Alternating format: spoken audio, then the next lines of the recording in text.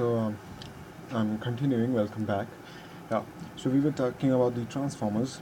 This is the magnetic core that is on the transformer, and we have these coils. So yeah, if we have more number of coils in one this side, n1 is say n1 is greater than n2, n1 is greater than n2, then mm, yeah, then we will have more current in the second coil, which means here we will have more current, more I, more current, but less voltage.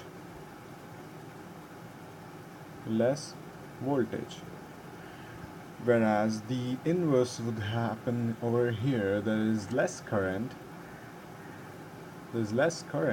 and more voltage. This is how we can change the magnitude of current, the magnitude of voltage according to our convenience. Actually, we have Vp by Vs, which is the V in the primary upon V secondary is equal to N in the primary upon N in the secondary. Now, if we take power constant, if the power is constant, which sometimes isn't the case, but in this case we'll just take it for simplicity. If power is constant, P is K, then maybe we can take I S by IP, the inverse ratio is equal to NP by NS. NP by NS. So this is true only when power is constant. So that's how it is.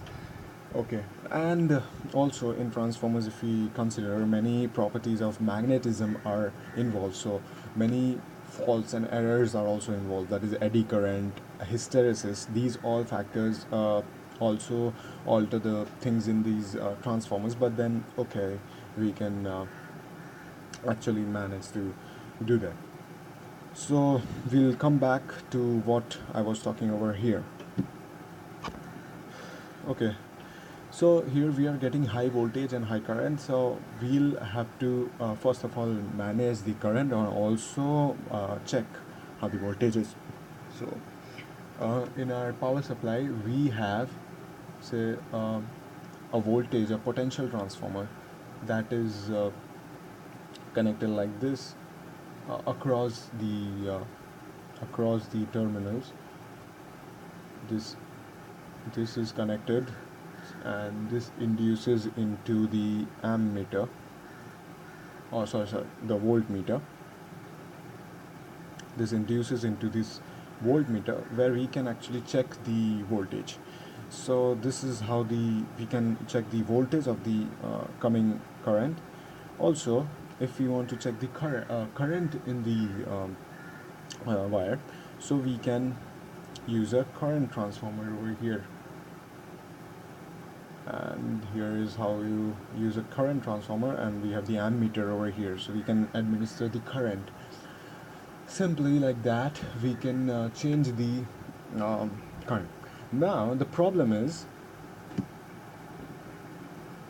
now if you see that V0 sine omega t is actually a sine graph, which will go like this, and this will dip at every period of it. So if you see this gap is not so meant for our applications, because our applications are continuous devices, and we need to actually reduce these gaps. And uh, how can we actually reduce these gaps? Because if you want to actually see how this happens, you can take an electric motor and place it directly to an AC voltage. So you will see the motor not rotating only, but it's vibrating also. So this vibration is actually caused by this pace. How can we actually reduce this pace?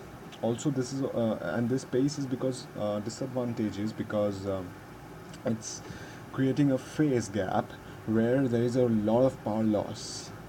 And so have to reduce the space. How can we reduce this phase? So to reduce this phase, we use what is called a multi-phase power supply. Multi-phase power supply.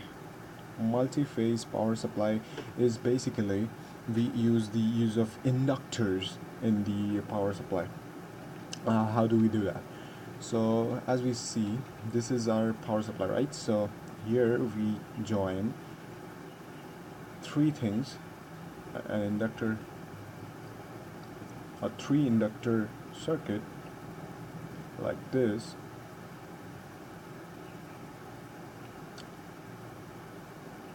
Yeah. Oh, sorry. So this is this is actually grounded. Maybe this is connected actually. Anyways, so this is what's a multi-phase conductor, a multi-phase power supply. So what it's doing is actually when this current is coming, when the sine graph of one of the inductors drop, at the same time the other inductor is creating the peak. I'll show you with a graph like this.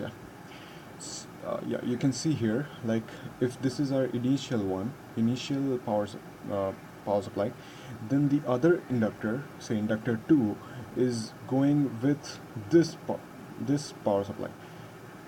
This is the inductor 2 phase wave. So this wave is actually creating this peak, which is compensating with this gap. And to compensate the gap created by phase 2, there is another inductor, that is a phase 3 inductor, that is again creating a peak in the gap created between this phase 2 and phase 1. And after this phase 3 dips, there is phase 1 again coming up, as this is a continuous graph, as you know. This may be a bit confusing, but this is a simpler way to understand. So current coming here in different phases. Say I have 3 voltages coming over here, but in different velocities. So I'll have a continuous phase, because if this becomes slow, then this is fast, and if this becomes slow, then this is fast. So this is how and these are continuous things, because these are sine graphs, so these are continuous. So that's how the power supply can be made a bit more continuous. And this is a three-phase or the multi-phase power supply that we get at our homes commonly. Now there is a new type of power supply, the multi. There is not only three, but a multiple and a complicated circuit that is using logic gates and all. So that's complicated, but the basic principle is this: that there are phase differences, and to compensate the phase differences, we create another phase difference just a little bit back in time, so that phase difference compensates with this phase difference, and they cancel out quite near to zero. This is how the power supply works. And okay, this is a multi-phase. I'll show you an animation of what's happening in a three-phase, if it's clear a bit. I'll show it's like this. Yeah, so you can see this is the source. This is not a bit clear, but these are the three inductors in the colored way, and these are actually having different phases.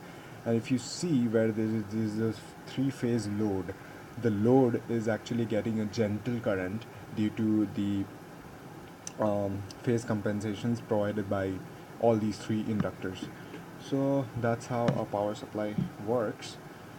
Thank you, and please don't forget to subscribe the video. Subscribe the channel. Thank you.